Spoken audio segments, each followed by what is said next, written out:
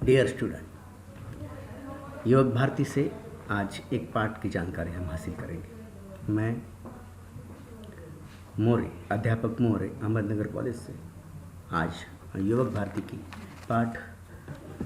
कविता पाठ नवनिर्माण की जानकारी हासिल करेंगे। नवनिर्माण ये चतुष्पदी है। चतुष्पदी का मतलब पहले हम जान लेते हैं। चतुष्पदी अर्थात 4 पंक्तियों वाला काव्य। इस चतुष्पदी में 4 पंक्तियों में काव्य लिखा जाता है। ये बिल्कुल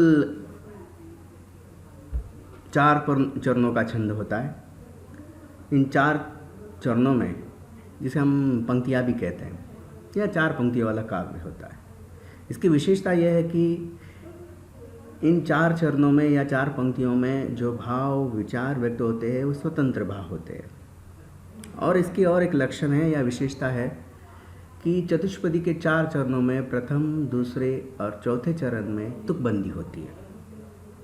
तो ऐसा ये चतुष्पदी नवनिर्माण की जानकारी हम हासिल करेंगे। इससे पूर्व मैं कवि के परिचय की ओर चलूँगा। कवि त्रिलोचन जी ने इस चतुष्पदी की रचना की है।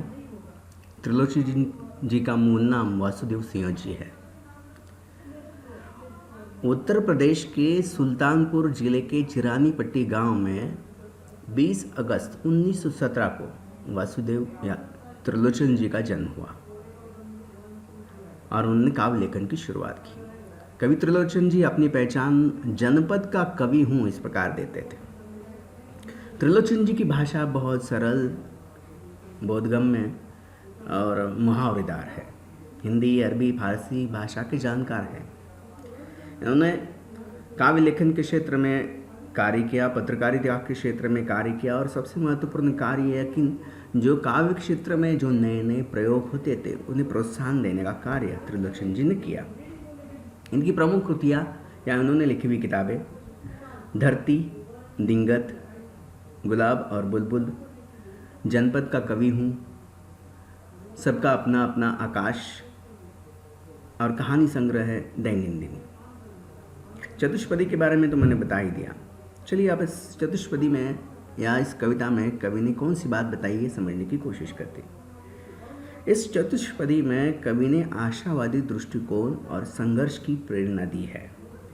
कवि के अनुसार हमारे जीवन में अन्याय है, अत्याचार है, विषमता है, निर्बलता है। अन्याय, अत्याचार, विषमता, निर्बलता पर विजय प्राप्त करने के लिए बल की आवश्यकता है।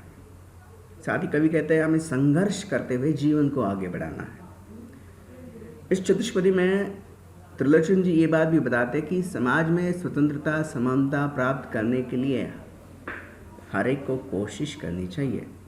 यह चतुष्पदी का सार है और यही बात इसमें बताई है। चलिए अब हमें एक एक चतुष्पदी की ओर जानने की कोशिश करते हैं, उन्हें समझने की कोशिश करते हैं। पहली चतुष्पदी है, तुमने विश्वास दिया है मुझको, मन का उच्छ्वास दिया है मुझको, मैं इसे भूमि पर संभालूंगा, तुमने आकाश दिया है मुझको। इस चतुष्पदी में जो शब्दार्थ है उससे पहले उन शब्दार्थ को हम जान लेते हैं। पहला शब्द है उच्छ्वास, जिसका अर्थ है सांसों में उमंग, उत्साह। दूसरा शब्द है भूमि, धरती, जमीन, उसके लिए पर्यायवाची शब्द है। अगला शब्द है नभ, अंबर, गगन, और दूसरा अगला शब्द है विश्वास, भरोसा। तो चलिए अब चतुष्पदी के भावार्थ या इसके स्पष्टीकरण की ओर चलते हैं। कवि त्रिलोचन जी ईश्वर के प्रति इस चतुष्पदी में आभार प्रकट करते हैं। कवि का मानना है कि इस धरती पर मनुष्य को ईश्वर ने जन्म दिया है या किसी अज्ञात शक्ति ने जन्म दिया है या प्रकृति ने ही मनुष्य को बनाया है। तो उस प्रकृति अज्ञात शक्ति के प्रति आभार प्रकट करते हुए कवि कहते हैं तुमने मुझे जो विश्वास दिया है, मन का जो उच्छ्वास दिया है, उसे मैं भूमि पर संभाल कर रखूँगा।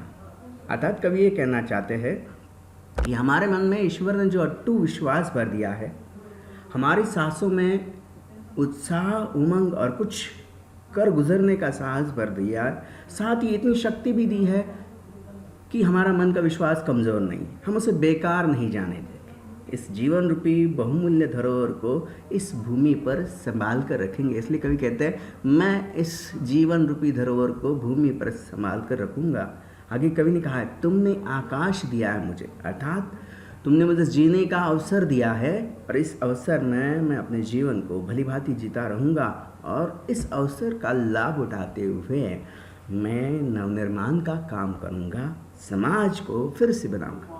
कवि त्रिलोचन जी का मानना है कि हमारी पुरानी परंपराएं, पुरानी रूढ़ियाँ जर्जर हो गई है। अब हमें उन पुरानी परंपराओं को त्याग कर, छोड़कर नई परंपराओं को गढ़ना है, बनाना है। इसलिए तो कवि कहते हैं कि हमें नवनिर्माण करना है। यहाँ पंक्तियों में या चतुष्पदियों में यही तो बात कहता है कि इस भूमि पर यदि हमने जन्म लिया है तो हम बड़े उत्साह के साथ, विश्वास के साथ समाज का नवनिर्माण करेंगे। ऐसा इस चतुष्पदी में कवि समझाते हैं। अगली चतुष्पदी की ओर चलते हैं। चतुष्पदी की पंक्तियाँ इस प्रकार है। सूत्र यह तोड़ नहीं सकते, तोड़ कर जोड़ नहीं सकते, व्योम में जाए कहीं भी उड़ जाए, भूमि को छोड़ नहीं सकते। शब्दार्थ में सूत्र ये शब्द है जिसका अर्थ धागा, डोर, बंधन हम दे सकते हैं। इस चतुष्पदी में त्रिलोचन जी हमें ये बताने की कोशिश करते हैं, यह बताते हैं कि ईश्वर ने हमारा रिश्ता देश समाज से एक सूत्र में जोड़ दिया। तो कवि कहते हैं सूत्र हम ये तोड़ नहीं सकते। समाज के साथ हमारा जो बंधन है, देश के साथ हमारा जो बंधन है, वो बंधन कभी नहीं तोड़ना चाहते। कवि को ये बात पता है कि तोड़ कर इसे जोड़ भी नहीं सकते, क्योंकि जो संबंध हमारे इस देश में या समाज में एक दूसरे के साथ बने हुए हैं, उन संबंधों को हम इतनी आसानी से तोड़ नहीं सकते और उन्हें तोड़ने का अधिकार भी हमें नहीं है, पर उन्हें बनाए रखना है। तो कवि कहता है इन संबंधों को हम तोड़ नहीं सकते, व्योम में जाए कहीं भी उड़ जाए, भूमि को छोड़ नहीं सकते। कवि कहते हैं मैं व्योम माने आकाश, आकाश में भी उड़ जाऊं तो इस भूमि के साथ मेरा रिश्ता कभी नहीं छूटेगा। अर्थात हमें अपने अस्तित्व को नहीं भूलना है। संघर्ष करते हुए, जीवन जीते हुए हमें अपनी पहचान को नहीं छोड़ना है, पहचान को बनाए रखना है और उस भूमि पर हमें काम करना है। अर्थात इस धरती पर हमें नवनिर्माण का काम करना है। और नवनिर्माण का काम कवि के अनुसार कब होगा? जब हम सूत्र को, बंधन को एक दूसरे के साथ बनाए रखेंगे, उन्हें नहीं तोड़ेंगे। क्योंकि एक बार कोई बंधन, रिश्ता टूट जाए तो उसे हम बना नहीं सकते। ऐसा इस चतुष्पदी में कवि त्रिलोचन जी बताते हैं। अगली चतुष्पदी की ओर चलते हैं। चतुष्पदी की पंक्तियाँ इस प्रकार है। सत्य है राह में अंधेरा है, रोक देने के लिए घेरा है, काम भी और तुम करोगे क्या, बढ़ चलो सामने अंधेरा है। यहाँ अंधेरा शब्द का अर्थ कठिनाई, मुश्किल है। प्रस्तुत चतुष्पदी में कवि सांत्वना देने वाले अंदाज में कहते हैं कि ये बात अटल सत्य है कि जब मनुष्य किसी ऊंचे लक्ष्य की प्राप्ति के लिए कदम उठाता है तो उसे भयंकर कठिनाइयों का सामना करना पड़ता है। उसे रास्ता कोई सुझाई नहीं देता, चारों ओर अंधेरा ही अंधेरा दिखाई देता है। ऐसी अवस्था में मनुष्य को हौसला बनाए रखना चाहिए। कवि त्रिलोचन जी प्रस्तुत पद्यांश के माध्यम से ये कहते हैं कि मनुष्य को जीवन में आने वाली बाधाओं से निराश और हताश नहीं होना चाहिए। जो कदम, जिस मकसद के लिए हमने आगे बढ़ाया है, उससे पीछे नहीं हटना है। ये अंधेरा तो केवल डराने के लिए है, हिम्मत हराने के लिए है। तुम्हारे पास आगे बढ़ने के सिवा कोई दूसरा उपाय ही नहीं है। कवि चतुष्पदी में संदेश देते हैं कि जीवन का सत्य है कि हमें जीवन की राह में कभी मुश्किलों का सामना करना पड़ेगा। ये मुश्किलें घेर कर आएगी और हमें रोकने का काम करेगी। उस समय हमारे पास कोई चारा नहीं होगा, कोई उपाय नहीं होगा, तो बस एक ही उपाय हमारे पास होगा कि हमें सत्य की राह पर या जीवन की राह पर आगे बढ़ना है। इसलिए तो कवि कहते हैं काम और तुम भी करोगे क्या, बढ़ चलो सामने अंधेरा है अंधेरा है। अर्थात मुश्किलें आने पर हमें निराश नहीं होना है और आगे ही बढ़ना चाहिए। इस प्रकार की प्रेरणा इस चतुष्पदी के माध्यम से त्रिलोचन जी बताते हैं और हमें जीवन की सच्चाई के बारे में भी बताते हैं कि जीवन मुश्किल है, उसमें बाधा है, लेकिन उन बाधाओं को पार कर मनुष्य को आगे बढ़ना है। और देश समाज का नवनिर्माण कब होगा? जब प्रत्येक व्यक्ति, प्रत्येक मनुष्य इस अंधेरे को दूर करते हुए आगे बढ़ेगा। अब अंधेरा मतलब क्या है समाज में? समाज में अंधेरा है ये है कि समाज में कई प्रकार की समस्याएं हैं, द्वेष है, आतंक है, डर है। इससे लड़ते हुए, इसे पार करते हुए प्रेम सद्भावना को हमें लाना है, या प्रेम सद्भावना के साथ इस जीवन में जीना है और आगे बढ़ना है, और समाज का नवनिर्माण करना है। चलिए अगली चतुष्पदी की ओर चलते हैं। बल नहीं होता सताने के लिए, वह है पीड़ित को बचाने के लिए। बल मिला है तो बल बनो सबके, उठ पड़ो न्याय दिलाने के लिए। शब्दार्थ में चलते, बल का अर्थ ताकत, जोर, शक्ति, प्रबल, न्याय, इंसाफ, पीड़ित, दुखी, व्यथित। प्रस्तुत चतुष्पदियों में कवि समाज के उस वर्ग को जिनके पास ताकत है, जोर है, जो प्रबल है, उन्हें सचेत करते हैं। कहते हैं कि तुम्हें शक्ति इसलिए नहीं मिली है कि तुम दूसरों का शोषण करो, अपने बल का प्रयोग करके उन पर अत्याचार करो। तुम्हें जो सामर्थ्य शक्ति प्राप्त है, इससे दुखियों की, शोषित वर्ग की सहायता करो। आगे चलकर कवि कहते हैं कि तुम्हें ईश्वर ने ताकत दी है तो तुम कमजोर लोगों की ताकत बनकर उन पर होने वाले अत्याचार को दूर करने का काम करो। साथ ही इस चतुष्पदी में कवि ये भी उपदेश देते हैं कि जन सामान्य के संघर्ष में अपने बल का प्रयोग करना चाहिए। हमारा बल सब कमजोर लोगों की ताकत जब बन जाएगा, तब समाज में परिवर्तन आएगा, समाज में नवनिर्माण होगा। तो कभी बल के माध्यम से समाज में परिवर्तन, नवनिर्माण लाने की सोचते हैं, और ऐसा ही संदेश मनुष्य को देते हैं कि हमारे पास ईश्वर ने जो बल दिया है, जो सामर्थ्य दिया है, जीवन से हमें जो सामर्थ्य, बल रूपी सामर्थ्य मिला है, उस सामर्थ्य का उपयोग हमें दूसरों की भलाई के लिए करना है, बल्कि अन्याय के लिए कतई नहीं करना है। अगर अन्याय के लिए, अत्याचार के लिए इसका प्रयोग होता है तो समाज बिखर जाएगा, टूट जाएगा, नवनिर्माण की बात अधूरी रह जाएगी, ऐसा कवि का मानना है। तो समग्र मनुष्य जाति को संदेश देते हुए कवि कहते हैं, बल है तो अन्याय, अत्याचार को दूर करो, समाज बदल जाएगा। आगे की चतुष्पदी की ओर चलते हैं।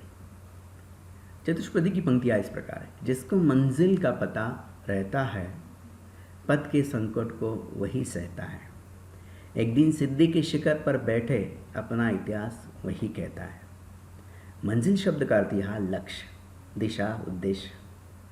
संकट शब्द का अर्थ है मुश्किल, आफत, विपदा, मुसीबत। सिद्धि, सफलता, कामयाबी। शिखर शब्द का अर्थ है ऊंचाई, बुलंदी, ऊंचा स्थान। ये पर्यायवाची शब्द है।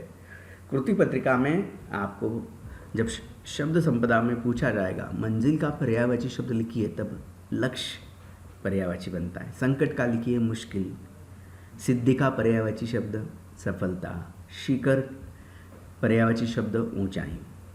चलिए अब इस चतुष्पदी में कवि ने कौन सी बात बताई? प्रस्तुत चतुष्पदी में कवि साहसी लोगों के लक्षण बता रहे हैं, सफल लोगों की बात चला रहे हैं, जो लोग अपने उद्देश्य को सफर शुरू करने से पहले ही तय कर लेते हैं,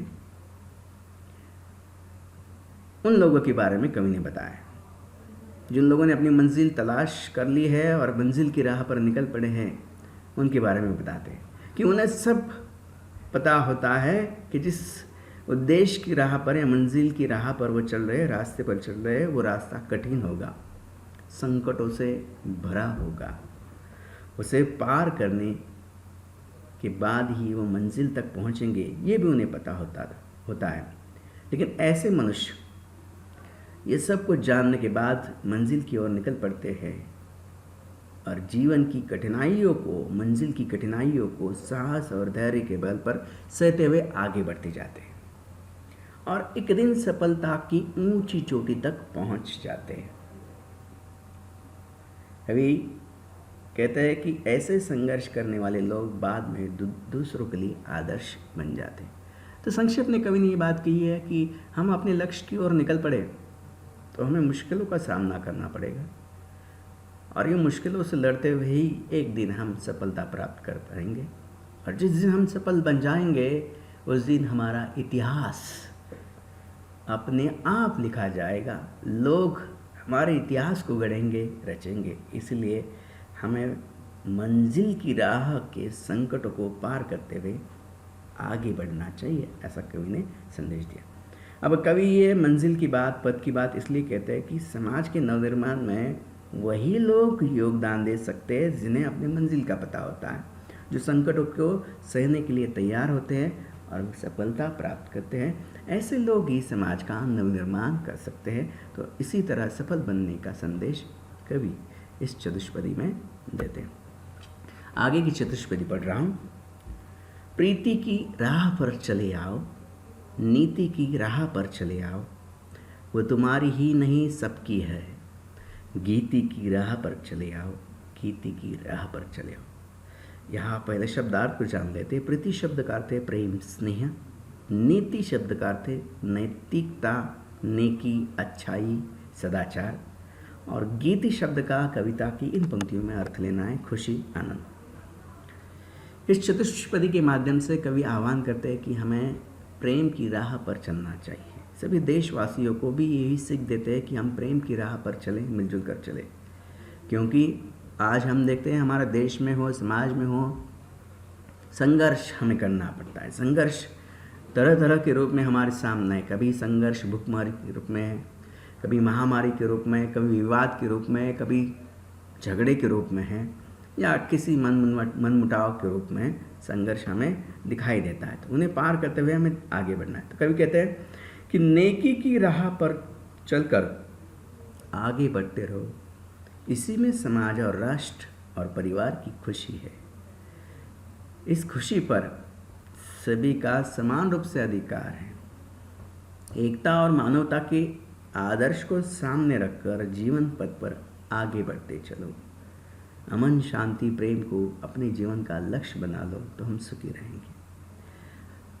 कवि त्रिलोचन जी प्रस्तुत पद्यांश में आपसी प्रेम सहयोग का संदेश देते हैं और कहते हैं कि प्रेम की राह पर हमें चलना है, नीति की राह पर हमें चलना है, प्रेम सदाचार की राह पर चलो, वो तुम्हारी ही नहीं। अर्थात कवि कहते हैं प्रेम और सदाचार की राह केवल हमारी किसी एक व्यक्ति की नहीं है, सारे समाज की ये राह है, सारे समाज का उद्देश्य है। सारा समाज प्रेम और नीति की राह पर अपने आप चलेगा। और जिस दिन कवि कहते हैं प्रीति नीति इस राह पर सब चलेंगे, तब हमारे जीवन में नवनिर्माण होगा और हम खुशहाल हो जाएंगे। तो गीति की राह पर चले आओ, अर्थात कवि कहते हैं आनंद और प्रेम की राह पर चले आओ और समाज का, देश का नवनिर्माण करो। अगली चतुष्पदी की ओर चलते हैं। साथ निकलेंगे आज नर नारी, लेंगे कांटों का ताज नर नारी, दोनों संगी है सहचर है, अब रचेंगे समाज नर नारी। यहाँ कुछ शब्दार्थ नए हैं या पता है, लेकिन हमें उनकी पर्यायवाची शब्दों को जानना है। नर का पर्यायवाची मनुष्य, पुरुष, नारी के लिए स्त्री, महिला, औरत। कांटों का ताज इस चतुष्पदी में शब्द आया है। यहाँ पर इसका अर्थ लेना है मुसीबत, कठिनाई। संगी, साथी, सहचर, हमसफर, मित्र। चलिए आज इस चतुष्पदी में कवि ने क्या समझाया जानने की कोशिश करते। इस चतुष्पदी में कवि त्रिलोचन जी ने आज की सामाजिक स्थिति का वर्णन किया है। कवि कहते हैं कि आज समाज में परिवर्तन आया है। आज नर और नारी अर्थात स्त्री और पुरुष कंधे से कंधा मिलाकर काम कर रहे हैं, एक दूसरे का साथ निभा रहे हैं और नवनिर्माण का काम कर रहे हैं। और इस नए परिवर्तन या समाज में आए परिवर्तन की बात चलाते कवि कहते हैं कि आधुनिकता और समाज में आए नए परिवर्तन की वो सराहना करते हैं। समाज में बदलाव आया है, ये बदलाव बहुत आशावादी है। कोई भेदभाव नहीं है, सब एक दूसरे के साथ मिलजुल कर आगे बढ़ रहे हैं, समाज का कल्याण हो रहा है। दोनों मिलकर दुखों को, कष्टों को सह रहे, या कवि कहते हैं साथ निकलेंगे नर नारी समाज के निर्माण में, लेंगे कांटों का ताज नर नारी, अर्थात मुसीबत परेशानियों को दोनों सहने के लिए तैयार होंगे, क्योंकि दोनों संगी है, सहचर है, साथी है। अब रचेंगे समाज नर नारी। कवि कहते हैं आज स्त्री और पुरुष साथ चलकर समाज का इतिहास रचेंगे, समाज का निर्माण करेंगे, क्योंकि दोनों संगी है, साथी है, सहचर है, दोनों मुश्किलों का सामना मिलजुल कर रहे हैं और आज नवनिर्माण का काम हो रहा है। ऐसा इस चतुष्पदी में कवि ने समझा। संक्षेप में चतुष्पदी में कवि ये संदेश देना चाहते हैं कि समाज में जो बदलाव आएगा, ये बदलाव स्त्री पुरुष दोनों जब साथ मिलकर चलेंगे तभी आएगा। अगर स्त्री और पुरुष दोनों मिलकर साथ नहीं चलेंगे तो फिर उनके बीच विवाद होगा, परेशानी होगी और समाज में नवनिर्माण की बात नहीं होगी। चलिए अगली चतुष्पदी की ओर चलते हैं। वर्तमान बोला अतीत अच्छा था, प्राण के पद का मीत अच्छा था, गीत मेरा भविष्य गाएगा, यूँ अतीत का भी गीत अच्छा था। यह वर्तमान मतलब आज का दौर, अतीत शब्द का अर्थ बीता हुआ समय, मीत दोस्त साथी मित्र। प्रस्तुत चतुष्पदी में कवि कहते हैं कि हमारे वर्तमान जीवन में जब हमें कठिनाइयों का सामना करना पड़ता है तब हम अपने जीवन को कोसते हैं और अतीत अर्थात बीते हुए समय को अच्छा समझते हैं। हम सोचते हैं कि हमारे पूर्वजों का जीवन बहुत अच्छा था, उन्हें इतना कष्ट नहीं सहना पड़ा, उनके प्राण के पद का मीत अच्छा था, अर्थात उनके जीवन के जो साथी थे वो अच्छे थे, एक दूसरे से मेल खाते थे, एक दूसरे से अपनापन रखते थे, एक दूसरे की सहायता करते थे। ये था अतीत में। वर्तमान में आजकल ऐसा नहीं दिखाई देता। वर्तमान समय में स्वार्थ के नाम पर या स्वार्थ के लिए लोग जीते हैं। मित्रता, दोस्ती का अभाव वर्तमान जीवन में होता जा रहा है। तो कभी कहते हैं कि गत जीवन अच्छा था, ऐसा हम कहते हैं, और ये भी कहते हैं कि उनके जीवन में शांति थी। कभी और ये भी कहते हैं कि मनुष्य कभी वर्तमान में सुखी नहीं रहता, हमेशा ही अतीत में ही सुखी रहने की कोशिश करता है और हर समय अतीत की बात करता है। लेकिन कवि ने कहा है कि जो अतीत के लोगों का जीवन था उसी तरह आज भी हम वर्तमान में भी जीवन जी रहे हैं। यदि वर्तमान में यदि हम अतीत के लोगों की तरह अपने कर्तव्यों का ध्यान रखते हुए अपने जीवन को जिएंगे, सारे के सारे वर्तमान जीवन के सारे कार्य बड़े सुचारू रूप से जब करेंगे, तब कवि कहते हैं कि गीत मेरा भविष्य गाएगा। अर्थात आज हमारा वर्तमान बाद में जब अतीत बन जाएगा तो भविष्य की आने वाली पीढ़ी हमारे बारे में कहेगी कि इनका जीवन भी अच्छा था, इनका जीवन भी अच्छा था, अर्थात ये लोग भी बहुत खुशहाल थे। इसलिए हमें वर्तमान जीवन में ही अपने जीवन के सारे कर्तव्यों को पूरा करना है। ईमानदारी, सच्चाई, भाईचारे के साथ इस समाज में रहना है ताकि आने वाली पीढ़ी हमारा गुणगान कर सके। ऐसा इस चतुष्पदी में त्रिलोचन जी कहते हैं। अब चलते हैं इस चतुष्पदियों की साहित्य संबंधी जानकारी के बारे में। चतुष्पदी के लक्षण के बारे में यहाँ पर मैंने आपके सामने जानकारी रखी है। चतुष्पदी के लक्षण, चतुष्पदी का अर्थ है चार चरणों वाला काव्य। इसके पहले, दूसरे और चौथे चरण में तुकबंदी होती है। चतुष्पदी में कवि एक भाव और एक विचार को पूर्ण रूप से व्यक्त करते हैं। कम शब्दों में अपने भावों और विचारों को प्रकट किया जाता है चतुष्पदी में। तुकबंदी शब्द का अर्थ हमें जान लेना है। तुकबंदी मतलब कविता की आखिरी पंक्तियों में या कविता की पंक्तियों के आखिरी शब्दों में मेल बिठाना या तालमेल बिठाना, उसे कहते हैं तुकबंदी। मतलब कविता की कोई पंक्ति होगी, उसका जो आखिरी शब्द है उस आखिरी शब्द में ताल या मेल बिठाना। मतलब 3-4 पंक्तियां हैं तो चारों की चारों पंक्तियों में मेल बिठाना, उसे तुकबंदी कहते हैं। त्रिलोचन जी की काव्य संग्रह के नाम गुलाब और बुलबुल जनपद का कवि हूँ, धरती दिवंगत। अब यहाँ उपसर्ग के बारे में थोड़ी सी जानकारी दे रहा हूँ। किसी भी मूल शब्द के पहले जो शब्द या अक्षर जोड़ा जाता है उसे उपसर्ग कहते हैं। जैसे ज्ञान, ये मूल शब्द है।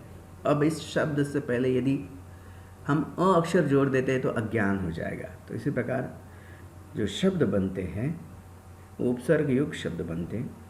शब्द से पहले लगने वाले वर्ण को उपसर्ग कहा जाता है। उपसर्ग कुछ इस प्रकार है।